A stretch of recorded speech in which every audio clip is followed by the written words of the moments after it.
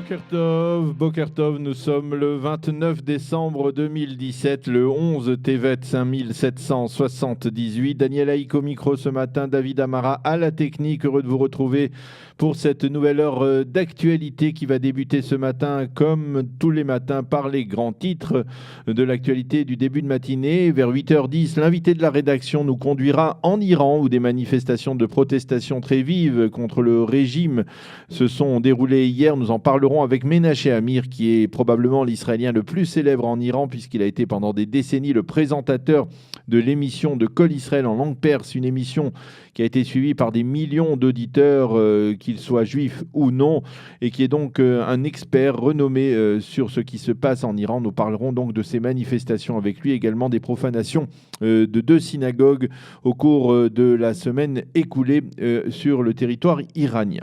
Vers 8h25, Eliana Gurfinkel nous présentera sa chronique Un jour, notre histoire. Vers 8h35, je vous présenterai la revue de la presse des médias et des sites d'information.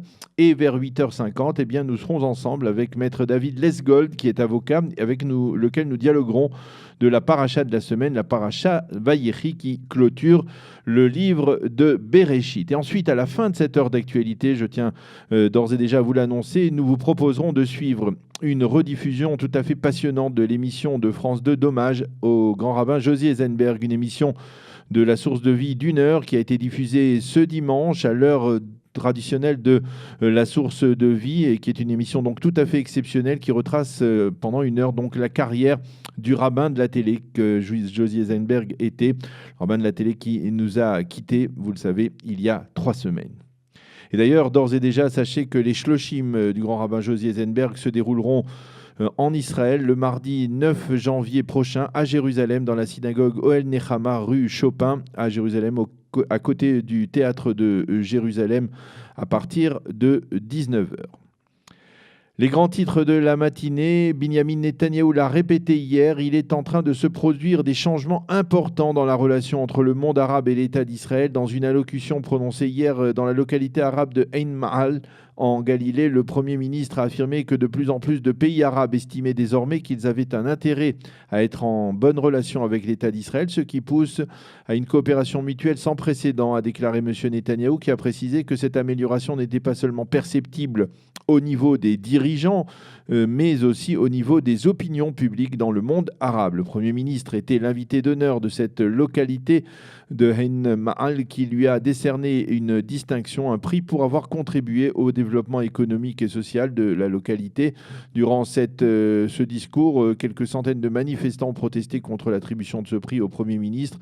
Celui-ci les a fustigés et leur a reproché de critiquer un pays dans lequel ils pouvaient vivre dans le respect des droits de l'homme. Le Premier ministre a également rappelé que son gouvernement avait décidé de consacrer 15 milliards de shekels au secteur arabe israélien pour les prochaines années. Les enquêtes de la police israélienne sur le dossier 1000, le dossier des cadeaux que Binyamin Netanyahou aurait reçus de la part de milliardaires américains et australiens, les enquêtes autour de ce dossier ne sont pas encore terminées. Il y a quelques jours, on avait eu le sentiment que la police avait donc bouclé cette enquête et qu'elle s'apprêtait à remettre ses conclusions et ses recommandations au procureur de l'État et au conseiller juridique du gouvernement. Mais selon des révélations faites hier soir, eh bien, l'enquête n'est pas encore terminée. Il est même possible que le Premier ministre soit à nouveau interrogé par les enquêteurs pour un complément d'enquête, ce qui pourrait remettre à la fin février ou même au début du mois de mars le dépôt des recommandations de la police au conseiller juridique du gouvernement.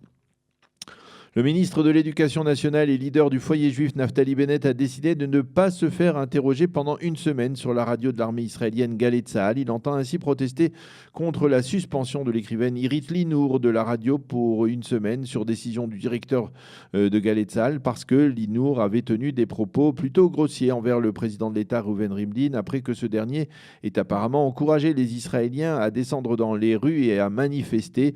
La décision du patron de Galei Tzahal continue à faire du bruit en Israël, mais hier, c'est Irit Linour elle-même qui a reconnu qu'elle n'avait pas été, je la cite, très polie envers le président lorsqu'elle l'a qualifié de politicien médiocre et de khatsouf, d'insolent.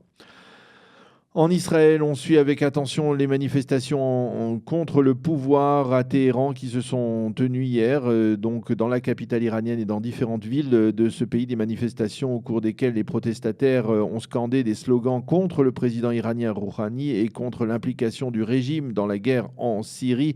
Nous en reparlerons donc dans quelques instants avec notre invité Ménaché Amir. En sport, en Euroleague de basketball, eh bien, une mauvaise soirée pour le Maccabi Tel Aviv sur son terrain. Le Maccabi Tel Aviv a été battu par les Espagnols de Malaga, 89 à 78, après avoir mené pendant une bonne partie de ce match. Le Maccabi Tel Aviv a perdu 3 rencontres à domicile dans cette compétition. Et puis la météo, le temps sera particulièrement clément pour ce Shabbat. Il faudra attendre dimanche pour apercevoir quelques gouttes de pluie. Les températures prévues pour aujourd'hui, 18 degrés à Jérusalem, 20 à Tel Aviv et 25 degrés à Eilat. Nous allons donc marquer une première pause musicale et on se retrouve tout de suite après avec notre invité de la rédaction, le journaliste et spécialiste de l'Iran, Ménaché Amir.